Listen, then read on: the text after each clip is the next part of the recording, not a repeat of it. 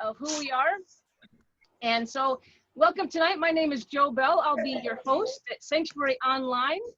And many of you know that you may know us through Sanctuary in the Woods, as a few of us are down there building a nonprofit retreat center. And it's our vision to build a place where folks can come out and rest and reflect, reframe and re-engage. And we were well on our way of doing that this first quarter of 2020. We had our lawyers working on things. We had civil engineers out to the property, getting all the topographical and legal details to fall into line. And then just like you, in March, overnight, everything changed, didn't it? And it wouldn't be honest to not say we really took it almost initially as a punch in the gut.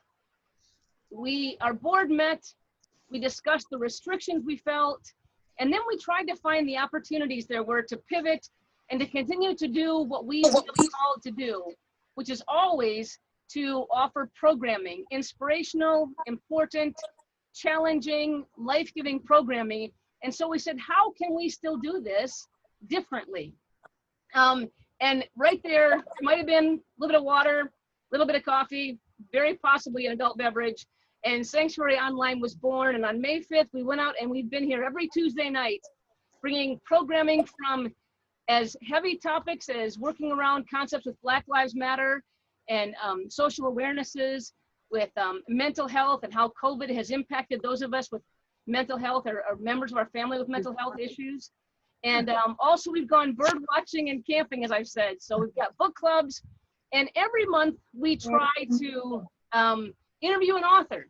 And so tonight I want to take just a moment to introduce you to a great man and tell you that I don't know how you know Ken Martin. It'd be a great little exercise to put in the chat box how you may have first met Ken or what he's meant to you.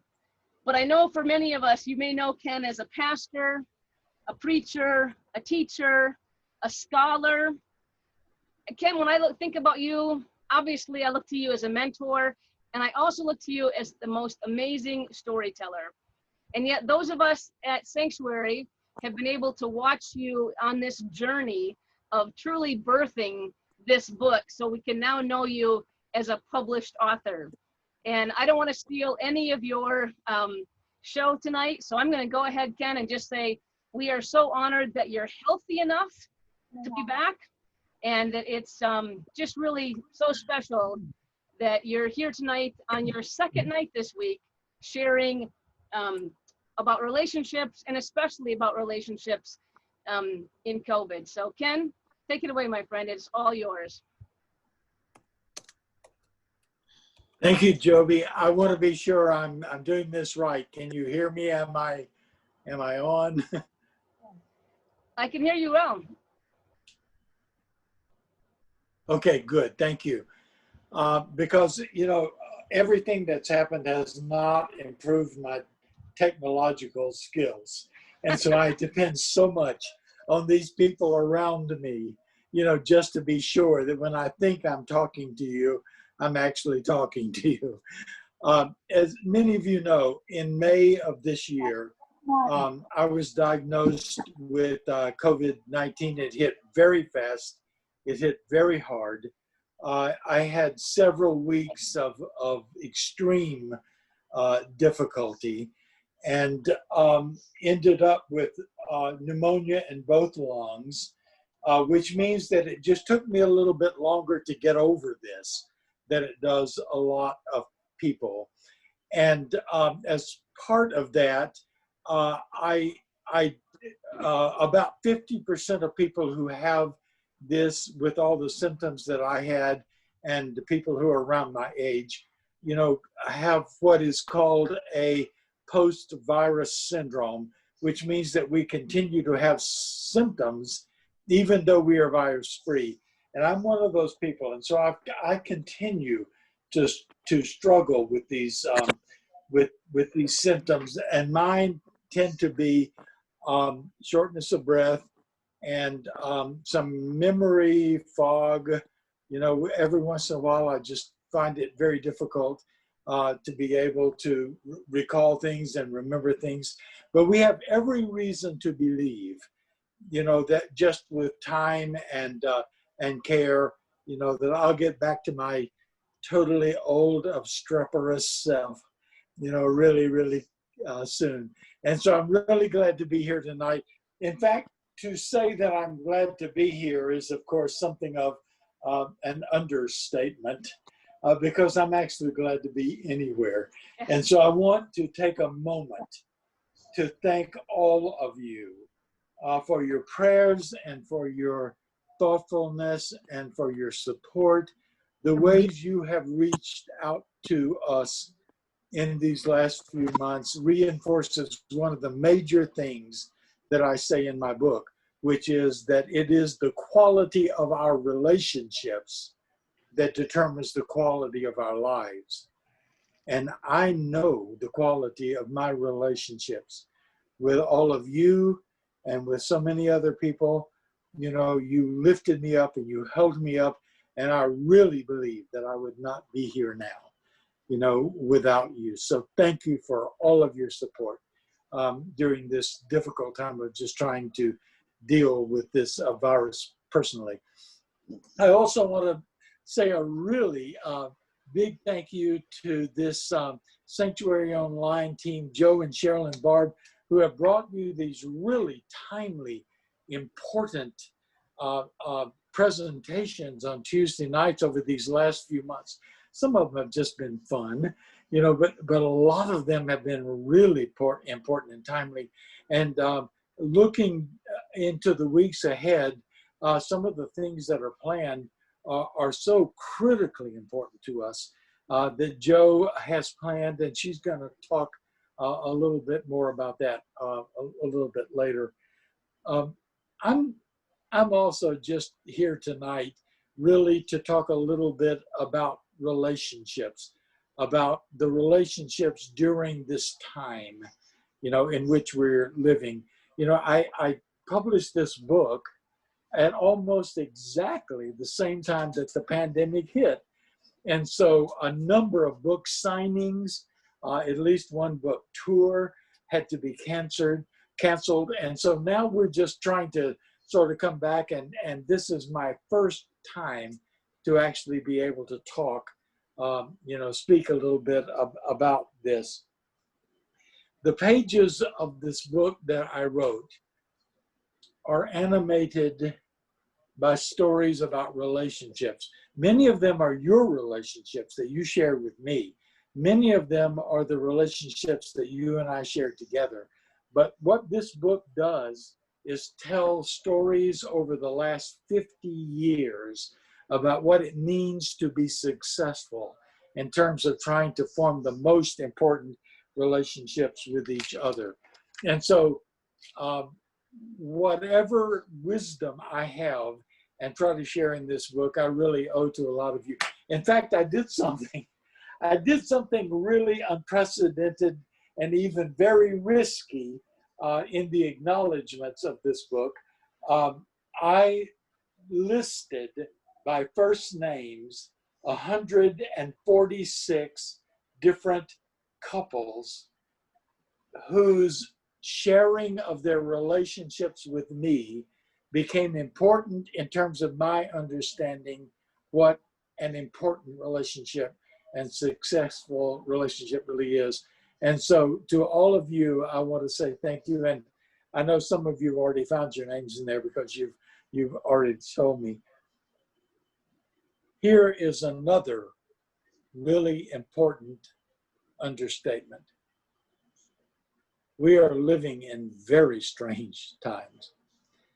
And all of the realities that COVID has brought with it in terms of changing everything else, it is not surprising to us that it has also changed our relationships in really important ways. If you just Google how COVID changed relationships, you'll find hundreds of articles.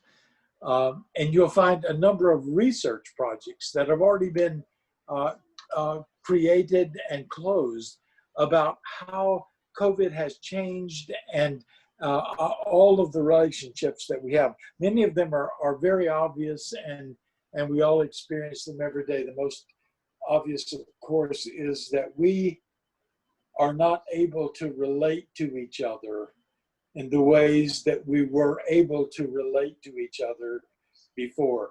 When I look at this screen and I see people, these are people that I would have hugged 100 times in the last few months, except I haven't been able to hug you even once because of this. So just this physical proximity to each other has changed dramatically. For example, this will be the first Christmas in 20 years when Tom and I have not sent out a Christmas card, and the picture would not be one of us taken with our grandchildren during the last year. We've done that for 20 years, but this year we can't do it because the visit they had planned with us in May had to be canceled, and the plan that we had to join them this month for a week also had to be canceled. This virus has put unique stresses on our relationships. Think about what it's done to new relationships for people who just moved in together. Think about what it's done to relationships that are already being stressed in some way and are having difficulties. Think about the way it has changed relationships where there are special needs included within the relationship. It has affected our financial lives, our employment, child care. That list just goes on and on and on. There was a meme on Facebook recently put there by introverts. Do you know if you're an introvert or an extrovert? If you're an introvert, there was a meme on Facebook that said, because of all of this social distancing, and I've been waiting for this all of my life. So there are introverts who are saying, I get this. This is great. I love this. But there was also one from extroverts which said, I am so tired of this isolation. I am so tired of this distancing that if an evil clown stepped out of the woods and invited me in, I would go. Now, I'm an introvert, so I get the introvert part of that. Tom is an extrovert, so I get the part of that as well. I read an article recently which said that because couples form primarily through meeting each other in social gatherings, either at parties, maybe at church gatherings, at bars, and all kinds of social settings, they are attracted to each other physically, they come together, they form couples. Since the opportunity to do that has been so limited over the last few months, that tens of thousands of relationships that would have begun in these last few months did not. And that there will be social and economic consequences for that for months to come. Now, who would ever have thought about that? And it's not just the pandemic that is affecting our relationships. It is also the political and ideological differences that are separating us from each other right now, particularly as this political season begins to come to an end. One of my friends recently said, the only good thing about this pandemic is that it gives me an excuse not to have to travel to spend the holidays with my family, because we are so different right now. And our differences politically are so vehement right now that I'm not even sure I would survive an encounter like that. That's a horrible thing to have to say. But many of us, many of you, I know you, and many of us, we were taught by parents, we were taught by grandparents and and by teachers and by pastors and by Sunday school teachers and by other adults in our lives, we were taught the difference between what's right and wrong. It was instilled in us. We were told what it meant to be good people and decent people.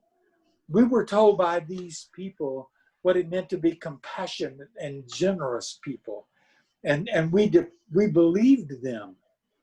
And now, many of those same people, and in the last couple of weeks, we've been told that there are even millions of these people, actually passionately believe that the world is being run by an underground, dark cabal of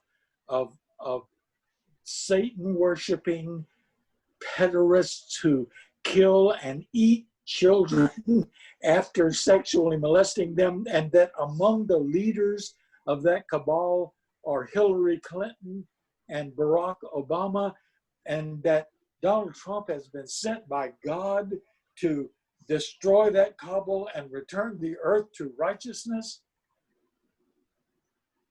Tell me that sitting down to Thanksgiving dinner with one of those people would not stress your relationship.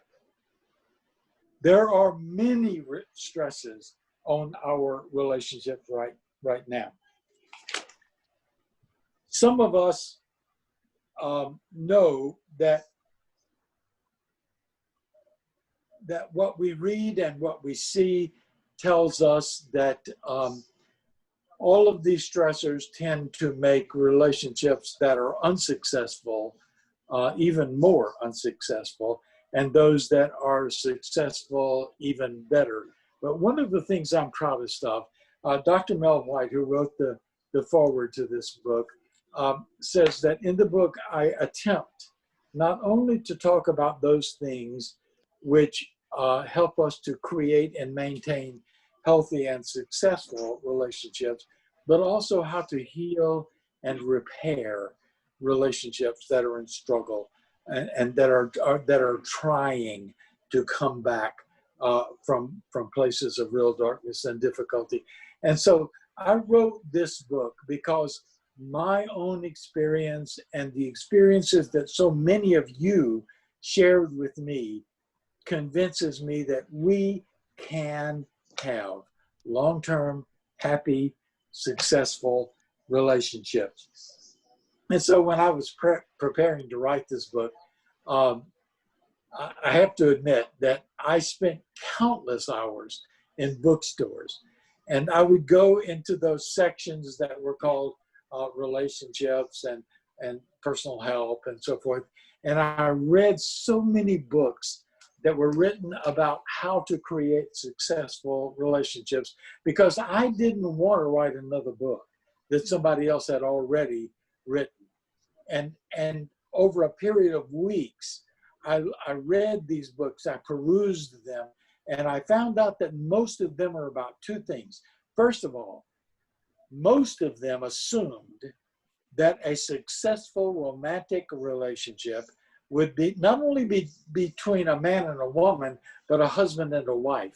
In other words, they're all written for heterosexual married couples.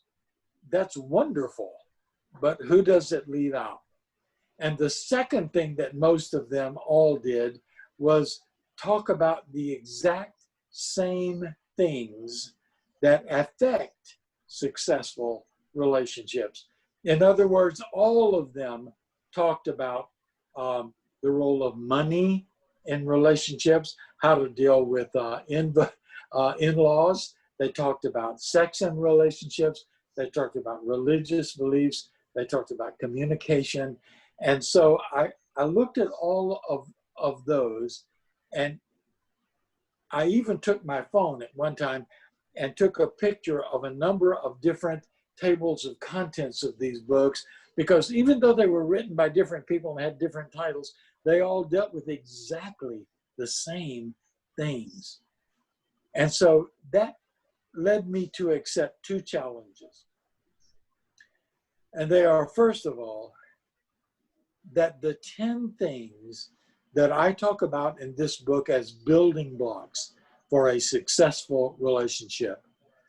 All 10 of them have to apply to every important relationship in our lives, not just to the people with whom we are romantically involved. These 10 things we have to be able to use to talk about our relationship with ourselves, with our lovers and partners and husbands and wives, but also with our friends and with other family members and with co-workers, and even with our relationship with the sacred.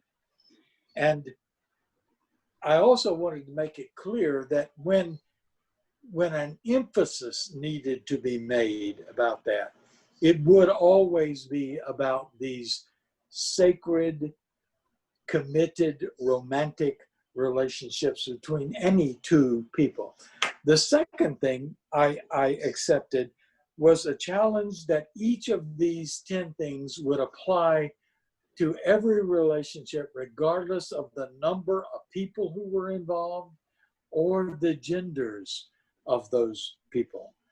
And so that led me to say that when there needed to be an emphasis, it was always going to be about a relationship between two women or two men or a single person who was seeking one of those two kinds of relationships. Because, you know, it really is quite amazing that it has been within my lifetime that most LGBT people have even begun to believe that we could have long-lasting, healthy, happy, successful relationships. And even more recently, that society has begun to believe that about us. And so I deal with this at the very beginning of the book, and I want to just share something with you in the first chapter.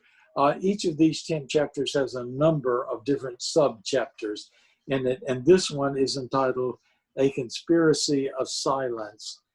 And it begins by saying, it may sound a little elementary to say that we should enter into the most significant relationships of our lives, thinking, hoping, believing, and yes, even planning that they will last.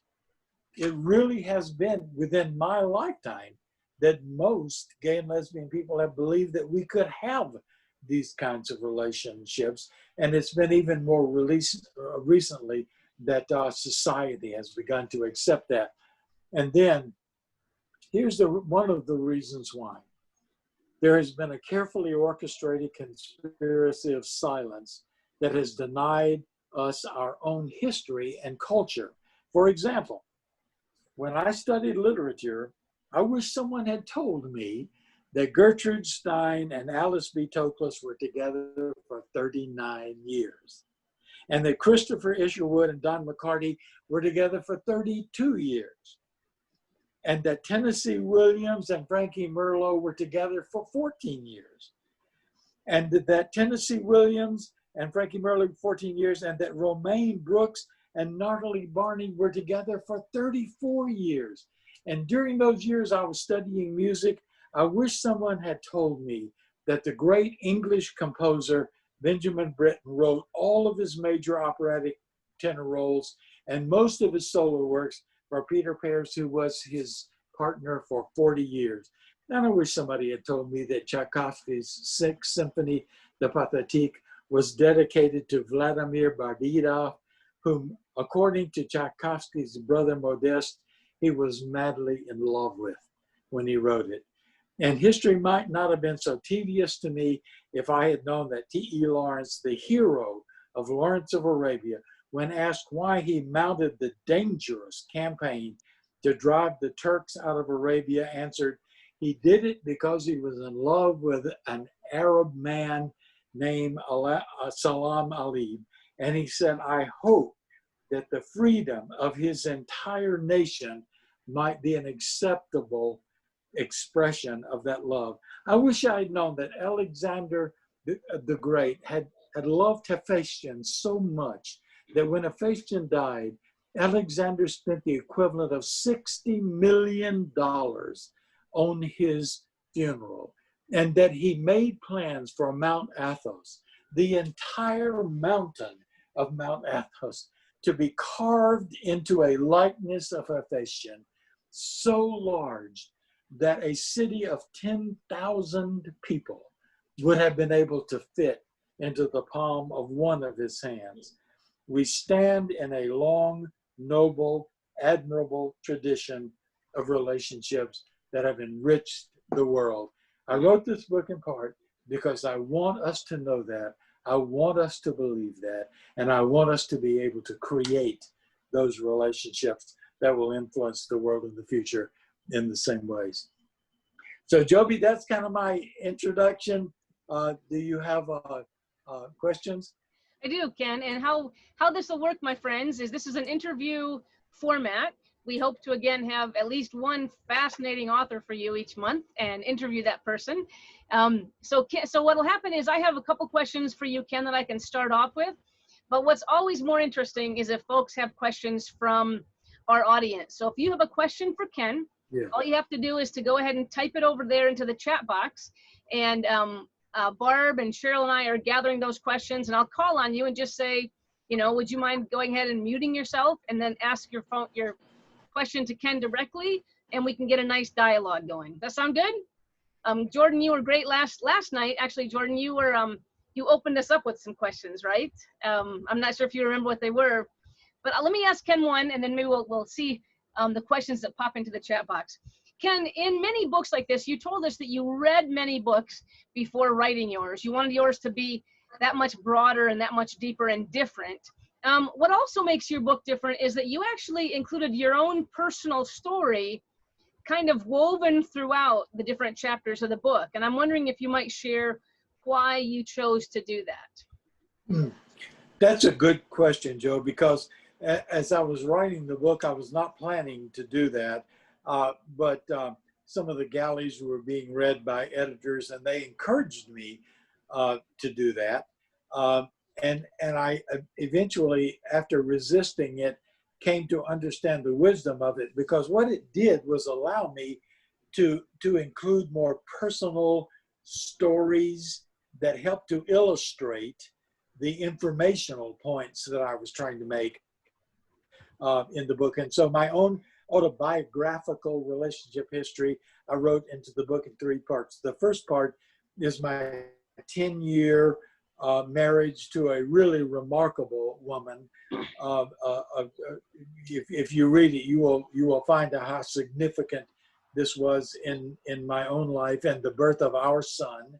And then the second part is about how after 10 years we did separate and divide and divorce, and what it meant to me to leave every significant relationship I had in my life, every one, and then moved to Chicago totally alone, and then to encounter a new world there, which was this world of lesbian and gay people and MCC Church, and the things that sort of healed me and brought me back together.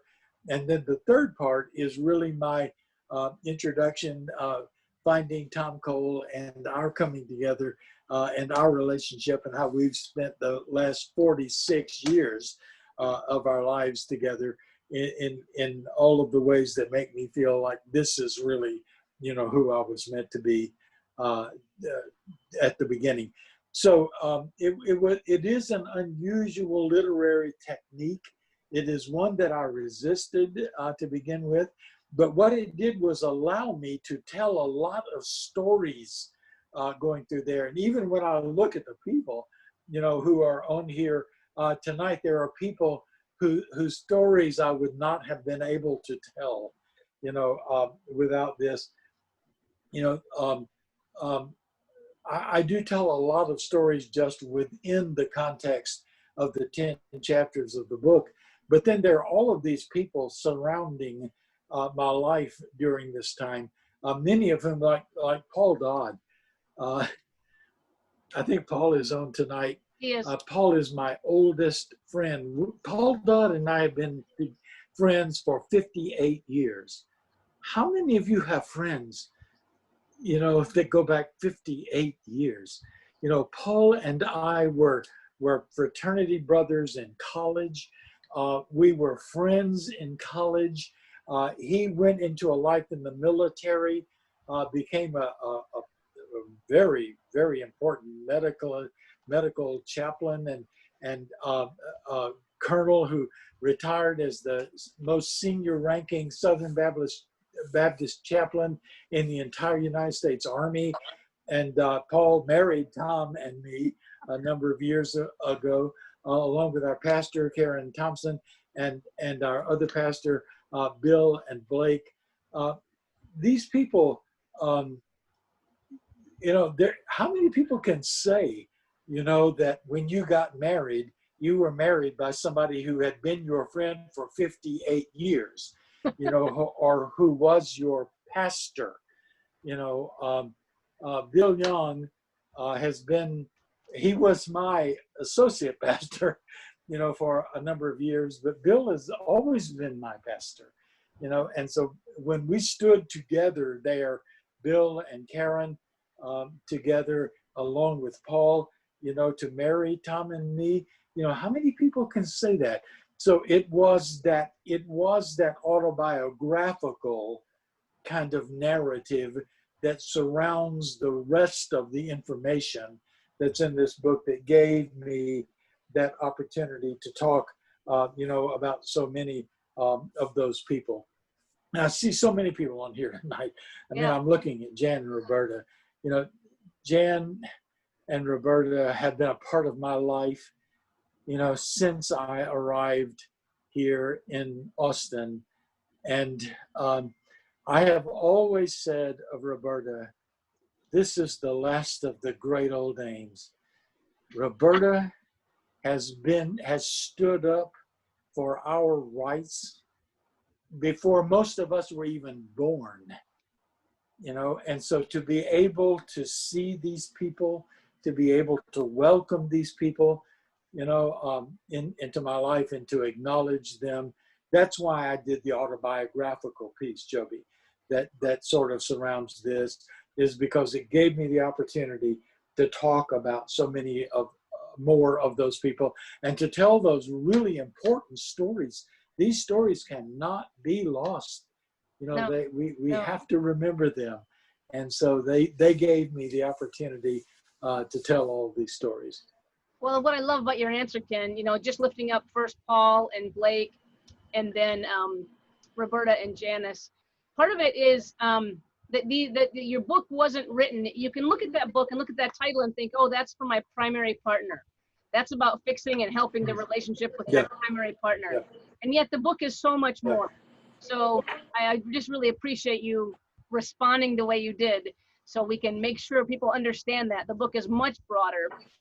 Although you've got great insights there for for those of us who want to stay married 58 years. Some of us aren't that old, Ken. I'm just going to lift up poor Jordan and Selena here. Some of us aren't quite, we can't have 58-year-old friends because we're not 58 years old yet. Just saying, just offering that up, Ken, okay? And Ellen, you've got a great question here. So I'm going to go ahead and have you come off mute and Ellen, just ask Ken your question directly, and that way we'll start our dialogue tonight. Sure, thanks. Ken, I just love you. Just want to say that first off right away. That's not part of the question. There's no question about that. But I loved the list of people and couples that you went through and how you're going, I wish I had known this. I wish I had known they'd been together that long when I was studying them. And I just wonder, what do you think would have changed in your life or in the direction of your study if you had known that all those people had such a great love and had stayed Joby, together? I'm losing sound. Okay. I can hear Ellen great. Ken, can you hear me? Maybe not. I guess he can't. So normally what we do here. I can hear you, but I could not hear Ellen. Okay, so Ellen, let me make sure I get this right. Thank you, Ellen. Great question. I love that. So Ken, what Ellen was asking was, she loved the list that you reiterated right there when you were doing the reading about folks who've been in relationship, these wonderful people, and you didn't know, right? We didn't know that part of their life.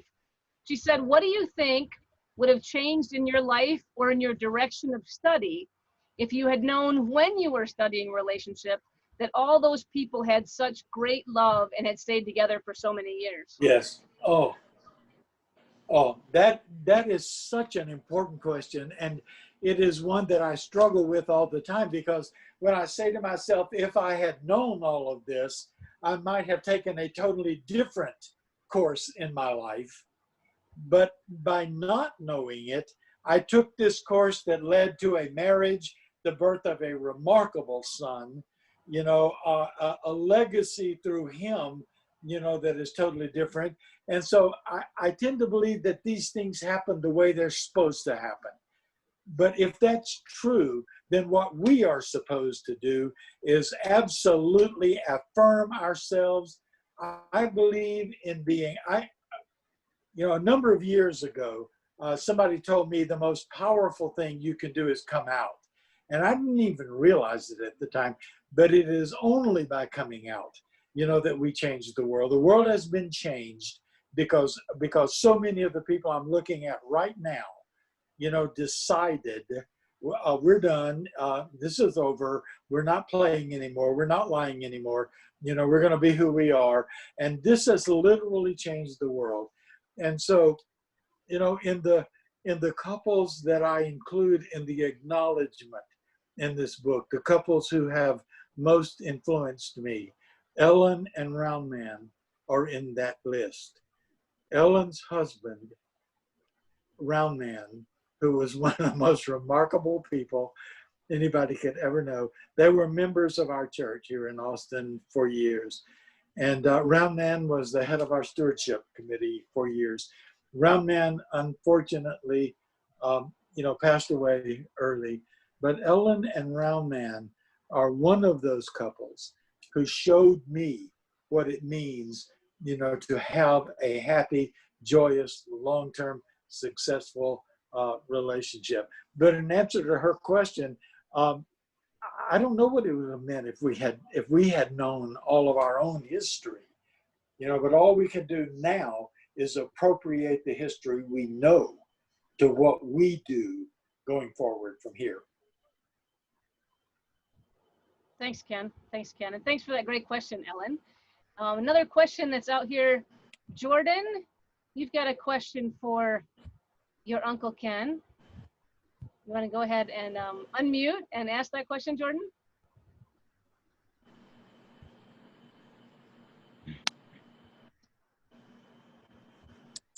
Try it again. There you go.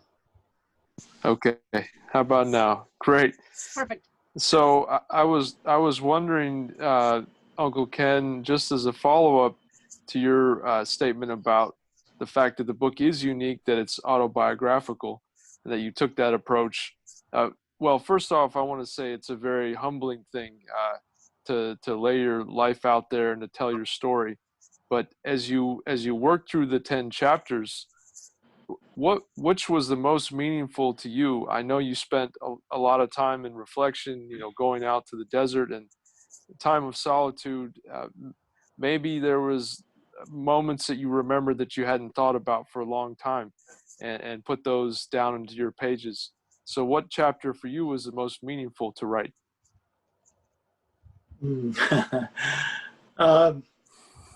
Great question. Jordan is our nephew. Jordan is the oldest son of Tom's youngest brother. I remember celebrating the day he was born. And Tom and I just love him so much, and he's such a remarkable young man. But Jordan, I think I've thought about this because I've often said that the last chapter of the book, which is attentiveness, is kind of an umbrella that encompasses all the others. But the truth is, and you nailed me on this, the truth is, if I had to say which chapter was most important, I would say it's chapter 6. I would say it's the chapter on pleasure, because I think people in our community have been most damaged, and that our relationships have been most limited by the influences in our lives which tended to convince us that we either could not have or were not worthy of relationships of just absolute joy and pleasure and openness and sexual intimacy. Vern Bullock, the historian, said by the end of the 5th century, Christianity had become a totally sex negative religion. Many of us are the benefactors of that horrible tradition, that there's something wrong with our sexuality, with our desire for intimacy, with our need to relate to each other in these ways. And after 40 years of ministry with sexual minority people, if you ask me, why did most of the thousands of people who came to me come to me, that would be the reason. Because somehow they had become convinced that it was not okay for them to live in happy, long-term, loving, successful relationships that were also intimate and sexual. There was something, somehow we became convinced that there was something wrong with us, and so in chapter 6 of this book, I really take a lot of care to go back and show how that did not come from the teachings of Jesus, that did not come from our Judeo heritage, that came from when Christian scholars encountered the Hellenistic Greek world after Jesus died.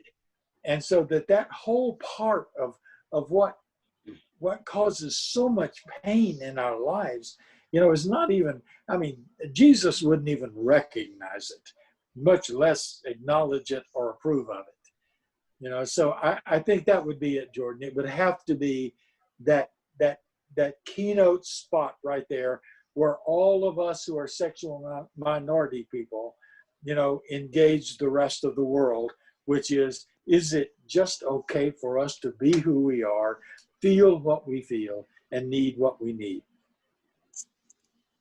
Well, Amen. Amen. And could I just say as a follow-up, thank you, Uncle Ken and Uncle Tom, for normalizing what a committed same-sex relationship looks like. And the fact that when I was 4 years old and I asked Grandma Eileen, Tom's mother, what do I call Ken? And she's like, well, he's your uncle, of course.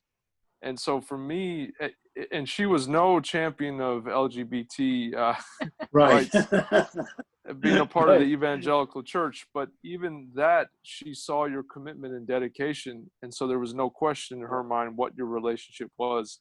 And that's my heritage that I carry with me. So thank you for that. Thank you, Jordan. Thanks, Jordy. Sandra Miller from MCC Toronto. Sandra, I know that you were up there when Ken came up and visited us, right? During Brent's sabbatical, and Ken actually preached. Maybe, Ken, you were testing these chapters on us, but each week we got a building block or two. So Sandra, Yep. Thanks for coming in from Toronto, and you've got a comment for Ken? Yeah, I was your coffee and paper person back then. Yes, you were. So I don't have a question, Ken. I have lots of questions, but the conversation and starting to read the book actually stirred a lot of memories for me. My husband has a brother who is gay and had this friend that lived with him. And that was what it was just this friend that lived with them. But they squabbled a little bit like couples. So I thought, strange. Anyway, long time commitment. We had no idea how long they'd been together, but Jack says that when he was 8, the friend used to take him to the movies because my husband loves movies. And so he's now like 78 or something. Should remember my husband's age, shouldn't I? But I feel so blessed that I was brought into that family because it changed my life forever. Knowing what I could see around me and what I could learn by osmosis.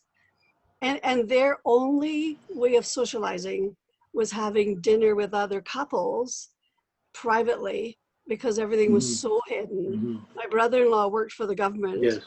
and it was a very strange feeling to know that there was always something under the surface. So things were never 100% relaxed and just until there's sort of just a few of you there, and everybody got to relax more because they felt safer. But to me, it's ridiculous that enemies had to live like that. Yes. It just makes me really weepy. And Joe and Cheryl know I can do that quite easily too. But it just impresses me about people's tenacity as well.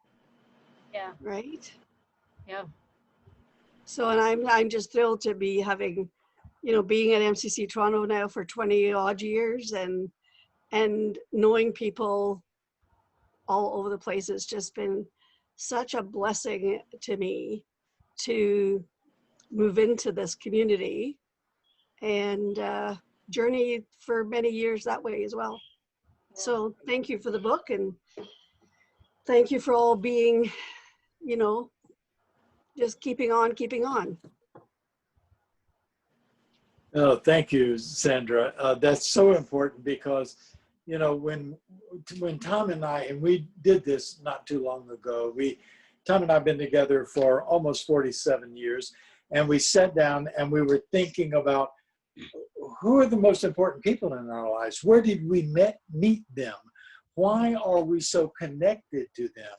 And almost without exception, there are hundreds of people. And almost without exception, they are the people we met either through our direct involvement in MCC or through the people who they knew, and introduced us to. And so there is this worldwide, web of conspirators, that we are a part of, that's just really quite remarkable. I think Jane, are you on tonight from LA? She was. She just said, great to see all of you. Kisses to Rev Ken. She has to go off and get on another Zoom for church. So she said, I'll see you next time. Oh, okay. I understand. But, Jane, I took Jane and her partner Camille to the Philippines with me to visit our churches there, and to work. I would never have known Jane, but I would never have known Camille, and I would never have known that Camille's mother is the most famous actress in the history of the Philippines. She is like the Elizabeth Taylor of the Philippines. And so I got to meet this woman that other people just, worship and adore, through this network of people. And so, yes, you're right. We meet each other in all of these different ways, but every way in some way enriches our lives and creates these relationships that I'm talking about. I see Terry Miller. Yep. Is there. Yes. Terry invited me to her church in California, and it was one of the most positive experiences that I had when I was an MCC elder. It was just such a powerful and beautiful community of people, so totally committed to everything, that we know are these important values that we just can't let go of, and so every time I think about being there, Terry, I just think about, what a great and positive experience that was. As an elder in MCC, I visited hundreds of churches all over the world. And a lot of times it was to try to solve a problem. It was to try to fix something, but I will never forget that when I went to Terry's church, it was just about being with this loving, amazing family of people who just embraced me. And I'll never forget that, Terry. Thank you. There you go. Thanks, Terry. Terry, you're going to speak? You're going to say, you want to come off Zoom? Go ahead and just push your space bar down, Terry, and it will take you. Yeah. There you go.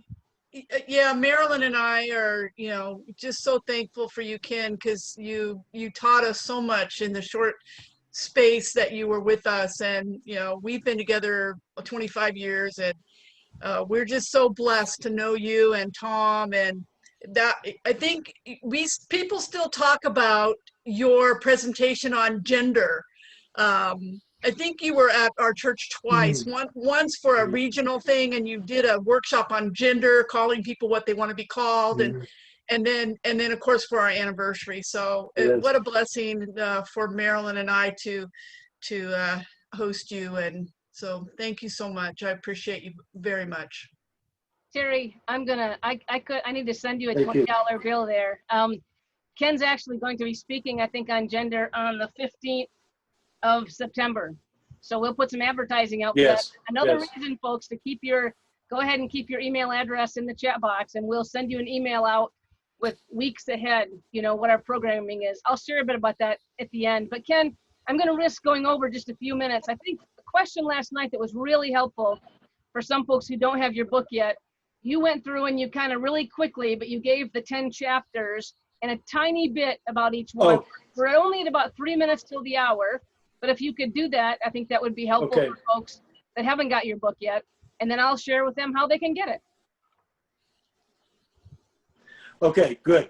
I can't see everybody who's on, but I am able to see some of the people. And I think I just saw Brendan Boone for the first time. Brendan, are you there? Yep. Brendan's okay. Yes. Yeah. Brendan is hey, Brendan. Brendan is a hero of what we try to do in our lives in terms of acknowledging the realities of people's individual experiences. I have been with Brendan for years on this, and I just wanted to acknowledge you because you are one of my great heroes for your courage in insisting on being who you really are. Thank you. Appreciate you, Ken. Thank you. Joby, yes. The book, first of all, there's a foreword to the book by Dr. Mel White, which I hope everybody will read. And then a rather lengthy introduction by me about the strategy and the reasons for writing this book. And then there is a section of acknowledgments, which, as I said, includes a lot of couples who have, but a lot of other people in there. I just want to say one thing. The only thing that got left out of this book that I wrote, but somehow whoever was, typing the final stuff didn't do, was in the acknowledgments. I had an acknowledgement to Reverend Stedney Phillips. And I want Stedney to know that should have been in this book. Because during the years that I was an MCC elder, Stedney was my partner in ministry. She was my assistant, executive, all of that. And I owe whatever success I had during the years I was an MCC elder to my partnership with Stedney. And I really regret that did not get in this book. And then I also acknowledge that none of us would be where we are right now without our straight allies, and that the people who are my heroes as straight allies are Dr. Larry Bethune, who was the pastor of University Baptist Church in Austin, Dr. Sid Hall, who is the pastor of Trinity Methodist Church in Austin, and Dr. Jim Rigby, who is the pastor of St. Andrew's Presbyterian Church here in Austin.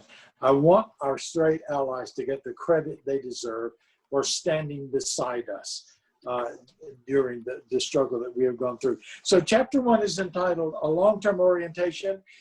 It is simply about the fact that many of us didn't have any idea that we could have these long-term successful relationships.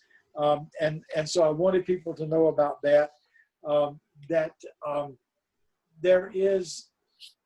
many of us who are attracted to our same gender miss out on developmental stages of being able to create successful relationships. For example, heterosexual children and couples get to have crushes on people. They get to like people. All that's done socially and publicly, and people approve of all that. We go through our crushes. We go through this same thing, but we have to do it alone. And so that means that all of us go into a period of what we call limerence, which just means that period when we're just overwhelmed and lovesick and all of that. And we don't know how to get beyond that. And so what I see in this chapter, in part, is there's a lot of scientific information in here about this. But if you have a pattern in your life of as a same gender-oriented person of not being able to get past that original thing, you know, then you need to stay at least long enough to see what happens next. And a lot of us just don't have the preparation in terms of our developmental skills in order to do that. The second chapter is entitled Realistic Expectations. That's about that romantic myth we all suffer from. You know, somebody's going to come save me. I'm going to fall in love with somebody and they're just going to make everything all right. You know, and nobody can save us. Nobody can make us happy. Nobody can keep us happy. It may be difficult to find happiness in yourself, but it's impossible to find it anywhere else. And until you find it in yourself, you know, then it's almost impossible to have a successful relationship. The third chapter is Honesty and Trust. That is simply about the fact that many of us had to live our lives dishonestly for so long that when we finally enter into a relationship where we want the other person to know us, it is really hard to build that trust. And so we have to go through a certain process to do that. And I talk a lot about that in that chapter. The fourth chapter is about fidelity. And I talk in there about the fact that when we talk about fidelity, we almost always talk about sexual fidelity, and that's true. But fidelity is really about all of the covenants that we make with each other and keeping all of those covenants. I do talk a lot about in there about fidelity, issues of sexual fidelity and emotional fidelity that are happening right now as a result of the social media. And the whole thing around emotional fidelity, is that a thing? You know, can you be unfaithful just by, you know, being online with somebody? So there are a lot of different elements to that as well.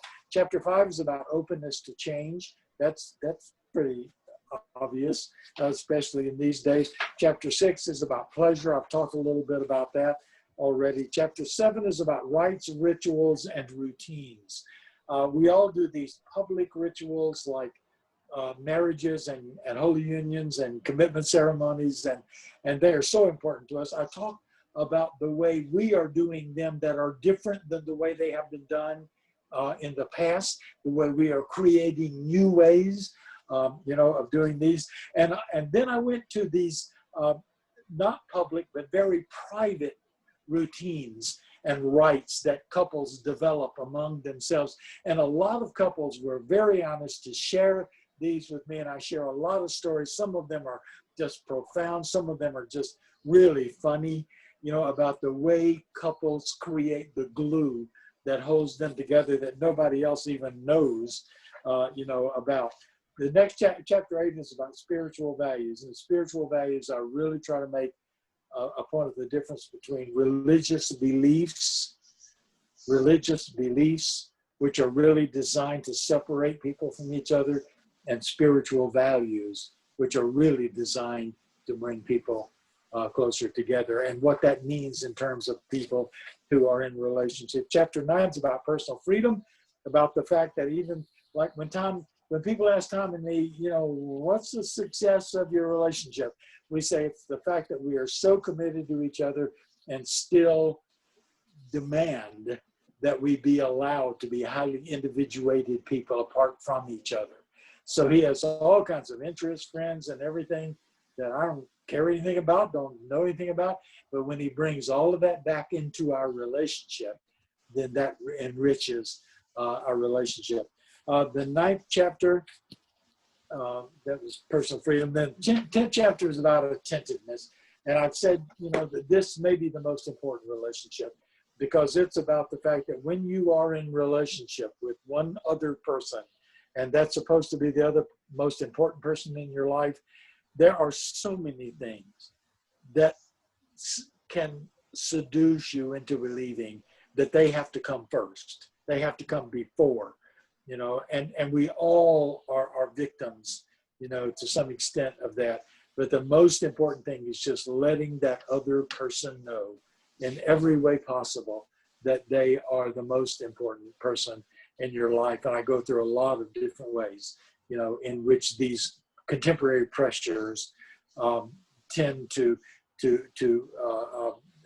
cause us not to do that, and then the ways in which we can do that.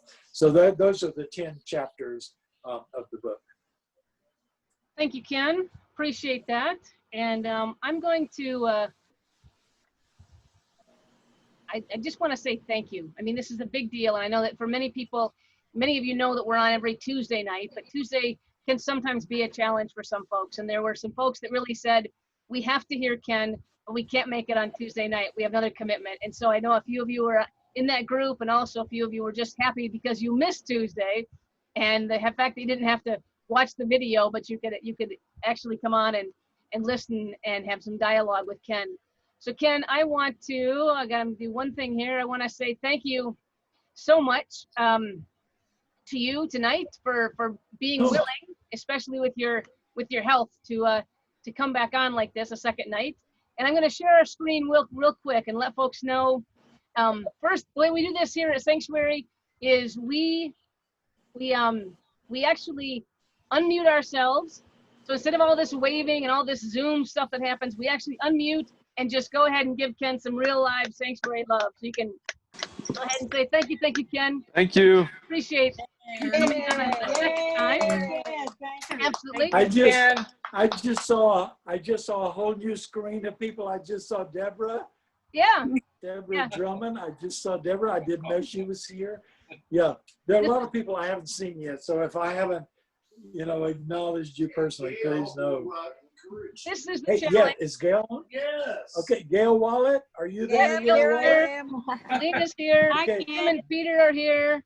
Darcel, yeah, it's tough. Oh, Tim and Peter. On a, Gail Wallet is in the acknowledgement of the book, because Nancy Wilson is the person who made me promise to write it, and Gail Wallet is the person who year after year would walk up to me and say, "What's happening with my book?"